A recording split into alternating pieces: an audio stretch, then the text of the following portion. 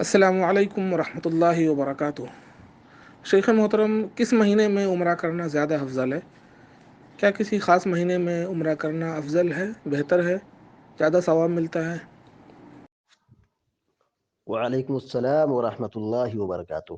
الحمد للہ رب العالمین والعاقبۃ للمتقین والصلاة والسلام علی اشرف الانبیاء والمرسلین نبینا محمد وعلی آلہ وصحبہ اجمعین وبعد۔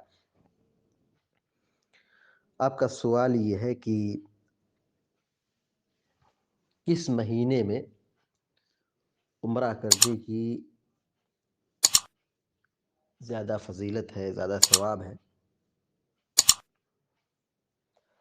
سب سے پہلی بات یہ ہے کہ عمرہ یہ کبھی بھی کیا جا سکتا ہے، اس کا کوئی خاص وقت حج کی طرح متعین نہیں ہے کہ جیسے حج 8 ذی الحجہ سے شروع ہوتا ہے اور 13 ذی الحجہ تک مکمل ہو جاتا ہے، تو حج کے اعمال اسی میں ادا کیے جاتے ہیں۔ عمرہ کا معاملہ ایسا نہیں ہے۔ عمرہ سال بھر کسی بھی وقت ادا کیا جا سکتا ہے، لیکن ماہ رمضان میں عمرہ کرنا، اس کی بڑی فضیلت اللہ کے نبی صلی اللہ علیہ وسلم نے بیان فرمائی ہے۔ صحیح بخاری شریف کی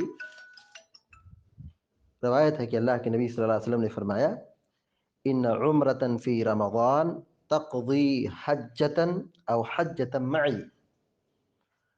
کہ ماہ رمضان کا عمرہ یعنی ماہ رمضان میں عمرہ کرنا یہ ایک حج کے برابر ہے یا میرے ساتھ حج کرنے کے برابر ہے۔ حدیث کا مطلب یہ ہے کہ ماہ رمضان کا عمرہ بڑی اہمیت کا حامل ہے۔ اس مہینے میں ماہ مبارک رمضان میں عمرہ کرنا حج کے برابر ثواب ملتا ہے،